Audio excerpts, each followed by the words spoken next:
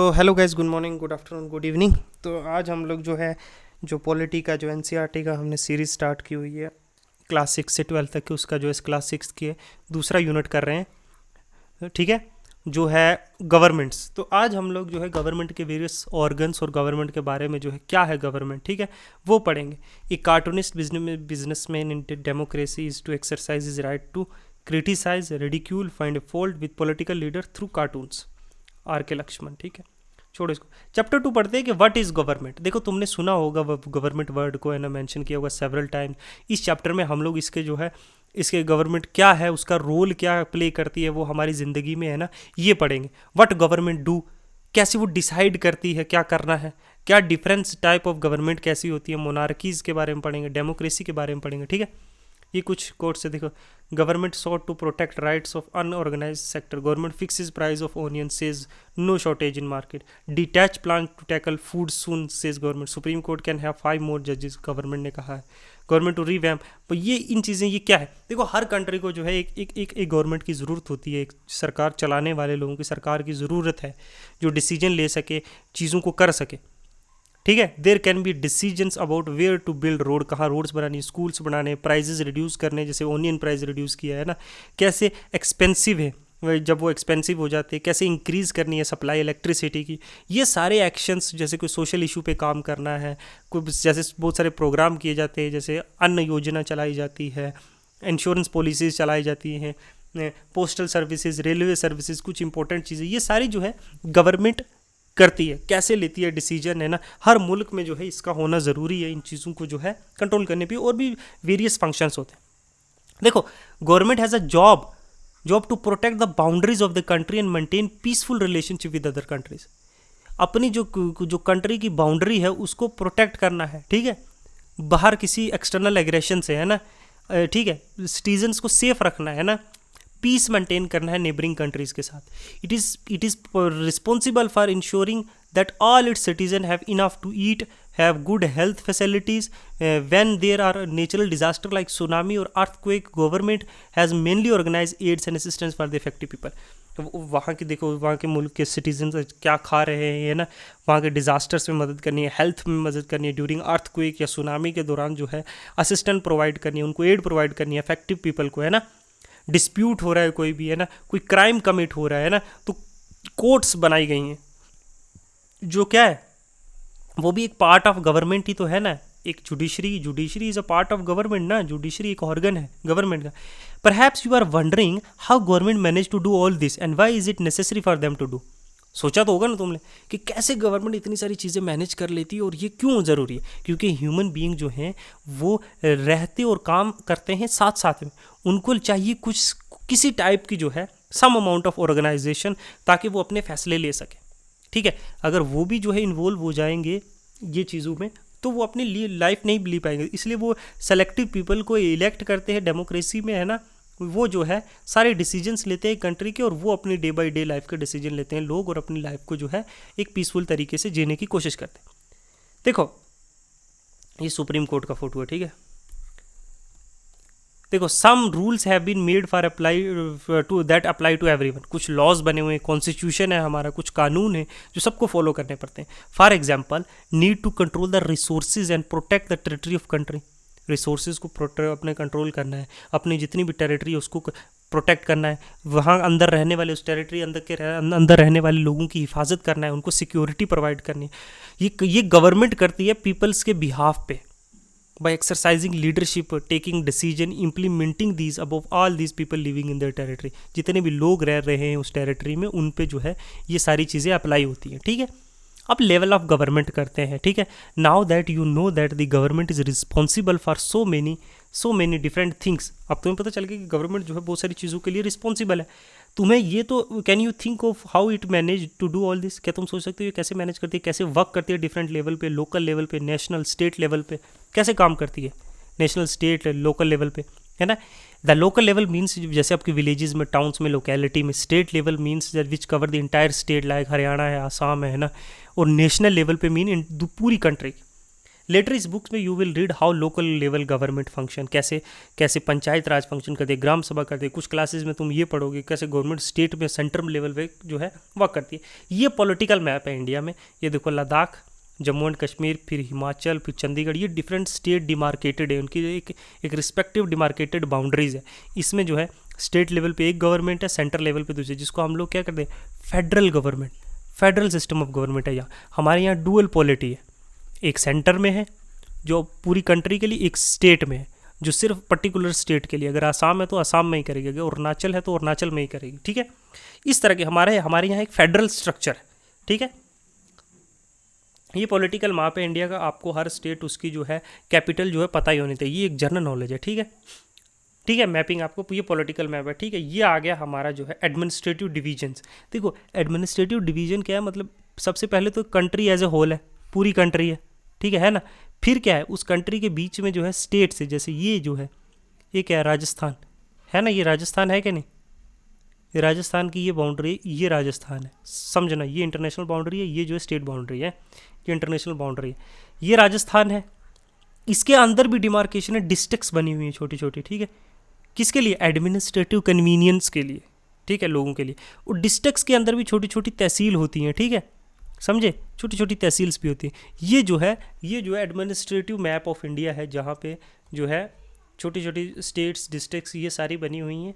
Divide किया गया country को मल्टीपल प्रोविंसेस में, ठीक है, और उसको फर्दर सब डिवीजन भी किया हुआ। देखो लेवल ऑफ गवर्नमेंट, देखो गवर्नमेंट जो है लॉ बनाती है हर किसी के लिए जो कंट्री में रहता है, और लोगों को इसे फॉलो करना पड़ता है। There is a only way government can function, just that the government has a power to make decision, similarly it has power to enforce a decision. इसी तरीके से गवर्नमेंट सर्वाइव कर सकती है। ये सिर्फ पावर बनना, ये लॉ मेकिंग पावर नहीं है, उसको इन्फोर्स करने की पावर भी जो है गवर्नमेंट के पास है। कोई जो है इन लॉज को तोड़ेगा तो जो है पुलिस जो है पकड़ेगी, लॉ एंड ऑर्डर मेंटेन करने के लिए, है ना, उसको जो है जुडिशरी जो है उस पर जजमेंट सुनाएगी। तो इस तरीके से वर्क करता है, ठीक है। फॉर एग्जाम्पल, अगर there is a law that says that the all the person driving motor vehicles must have licence, सबके पास लाइसेंस होना चाहिए जो लोग गाड़ी चलाते हैं। कोई भी बिना लाइसेंस के पकड़ा जाएगा, उसको जेल होगी या फाइन होगी, एक large sum of money.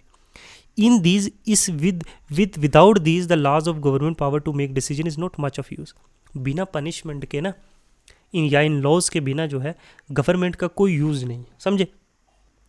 In addition, अगर कोई भी action, any action that government can take, there is also steps that people can take if they feel that a particular law is not being followed.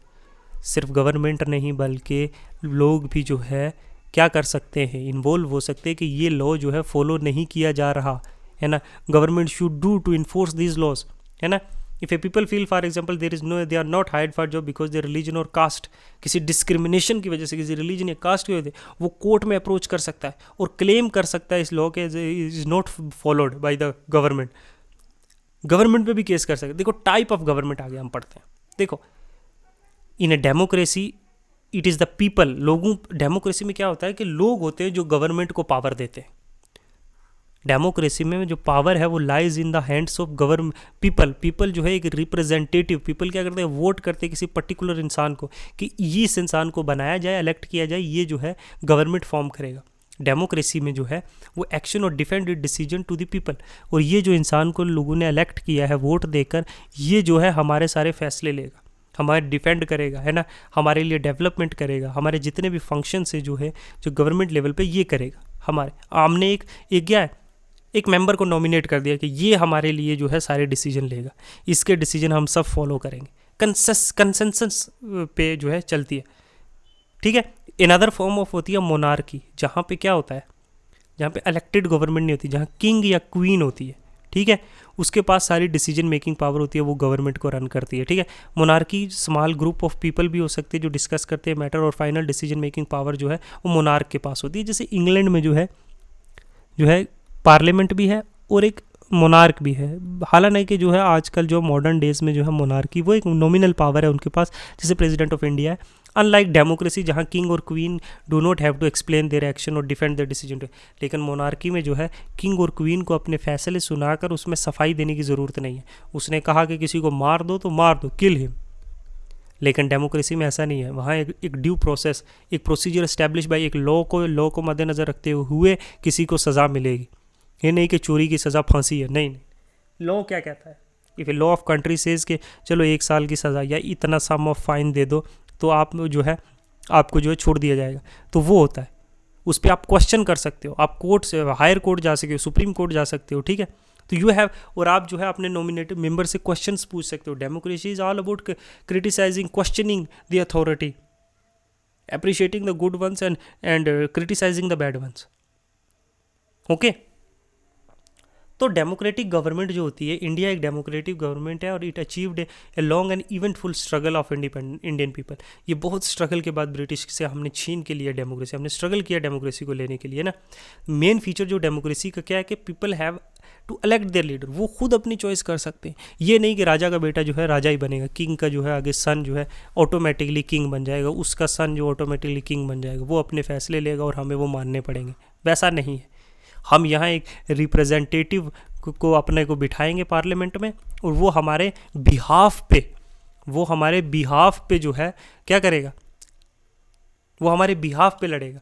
अगर ये representative जो है हमारे behalf पे काम नहीं करेगा तो हम 5 साल बाद उसको नहीं वोट देंगे, हम किसी और को सेलेक्ट करेंगे कि नहीं, तुमने हमारे हक के जो हम चाहते थे वो काम नहीं किए। तो डेमोक्रेसी का सबसे बड़ा यही आइडिया है कि पीपल के लोग रूल करते हैं देमसेल्फ, जब by participating and making the rule, ठीक है। डेमोक्रेसी जो है in our times are usually refer to as a representative democracy से कहते हैं, जहाँ लोगों का कोई इंसान रिप्रेजेंट कर रहा है हायर लेवल पे, not directly but instead close to representing through a indirect member, ठीक है। इलेक्शन प्रोसेसेस होते हैं, ये देखो इलेक्शन प्रोसेस, लोग जो है इलेक्ट कर रहे हैं अपने मेंबर को और यहाँ जो है निशान लगाया जा रहा है, ठीक है। 5 साल में होते हैं, कहीं अलग अलग टाइम पे, है ना। But it is not like this. Can you believe adult franchise क्या होता है, जो लोग वोट दे सकते हैं, all male member, male and female 18+ जो है इंडिया में, they have voting right, they choose there nominee, ठीक है। Can you believe that there was a time when the government did not allow women and poor to participate in election? पहले जो क्या होता था, इवन प्रायर टू इंडिपेंडेंस, जब voting right India में मिलना स्टार्ट हुआ तो गरीब और वुमेन्स जो है वोट नहीं दे सकते। Even eventually in 20th century many जो डेवलप कंट्रीज़ है वहाँ नहीं होता था, लेकिन जब हमारा कंट्री आज़ाद हुआ तो ऐसे क्राइटेरियाज़ को जो है ख़त्म कर दिया गया। रिच, पुअर, मैन, वुमेन जो भी है 18+, दे कैन वोट, ठीक है। पहले जो होता था कि प्रॉपर्टी देखी जाती थी कि इतनी प्रॉपर्टी होगी तो वोट देगा, वुमेन नहीं है, मैन होगा तो वोट देगा। दीज काइंड ऑफ थिंग्स जो है आज ख़त्म कर दिया गया, तो लोगों के पास वोटिंग राइट है ना। Gandhi ji was shocked at the unfairness of this practice and demanded that all adult have right to vote. इसे कहने के लिए यूनिवर्सल अडल्ट फ्रेंचाइज से कहा गया कि स्मॉल मेजोरिटी जो है वोट देती थी बिफोर इंडिपेंडेंस, और कुछ अमीर लोगों को, रिच को, प्रॉपर्टी लेस लोगों को वोट देने का हक नहीं था। तो क्वांटिटी गवर्न होती थी और रूल बनते थे कुछ लोगों के जो है वोटिंग पे, कुछ लोग जो रिप्रेजेंट करेंगे, बड़े लोग, है ना। Writing in general Young India में गांधी जी ने 1931 में लिखा, it can not possible bear the idea that a man who has got wealth should be have vote, but a man who has got character but no wealth literally should have no right. लेकिन वो इंसान, कि ये मुझे बड़ा ही shocking लगा कि जिन लोगों के पास दौलत है वही वोट दे सकते हैं, जबकि जो इंसान जिसके पास कैरेक्टर नहीं है और दौलत है या फिर पढ़ा लिखा है, उसको वोटिंग देने का कोई हक नहीं होना चाहिए, जिसके पास एक गुड कैरेक्टर ही नहीं है, ठीक है। और a man who works honestly by sweat and brow day in and day out should not have the vote for the crime of being poor. लेकिन जो इंसान दिन रात मेहनत कर रहा है, काम कर रहा है खून पसीने से, उसको वोटिंग राइट नहीं दिया गया है। उसका सिर्फ इतना जुर्म है कि वो गरीब है। What a powerful line these are. ऐसी लाइन्स को याद रखना चाहिए, आंसर राइटिंग में काम आती है, ठीक है। आपके आंसर्स में जो है वजन डालेगी। तो ये हमने पढ़ा कि हमने 2 तरह की गवर्नमेंट पढ़ी, एक डेमोक्रेसी और दूसरी क्या पढ़ी, मोनार्की, है ना। मोनार्क पढ़ा, ठीक है। हमने डिफरेंसेस पढ़े, यहाँ किंग और क्वीन होते हैं, है ना, जो है इलेक्टेड नहीं होते, है ना, हेरिडेटरी पोजीशन है। और यहाँ पे जो है रिप्रेजेंटेटिव होते हैं, लोगों के, लोग जो हैं रिप्रेजेंटेटिव चुनते हैं अपने के उसके इसके बिहाफ पे, इनके बिहाफ पे वोट देने के लिए, ठीक है। इनके बिहाफ पे वोट देते हैं और इनके बिहाफ पे जो है वो डिसीजंस लेते हैं तमाम। अगर ये मेजॉरिटी को पसंद नहीं आएगा डिसीजन, तो वो है नेक्स्ट टर्म में किसी और को जो है इलेक्ट कर लेंगे, कि नहीं, हमें तुम्हारे डिसीजन तो नहीं पसंद है। अगर उसके हिसाब से वो काम कर रहा है, फिर भी उनके पास ऑप्शन है, दे वांट टू चूज और नॉट। ठीक है, ये रिप्रेजेंटेटिव में जो डेमोक्रेसी में जो पावर है वो किन के पास होती है? पब्लिक के पास। ठीक है, they have a power to choose who is going to represent them. ठीक है, फिर हमने जो देखा अडल्ट फ्रेंचाइज देखा ना, ये क्या है? Right to vote. ऑल जितने भी जो हैं 18+ लोग हैं इंडिया में, either it is man, either it is women, है ना, either it is poor, either it is rich, everyone has a right to vote, everyone is equal, everyone has the same political rights। उनको discriminate नहीं किया जाएगा gender के base पे, race के base पे, है ना, कास्ट के बेस पे, है ना, सेक्स के बेस पे, कैसे भी, है ना, रीजन, रिलीजन, किसी बेस पे उसको डिस्क्रिमिनेट किया। तो ये हमने आज इस चैप्टर में देखा है ना।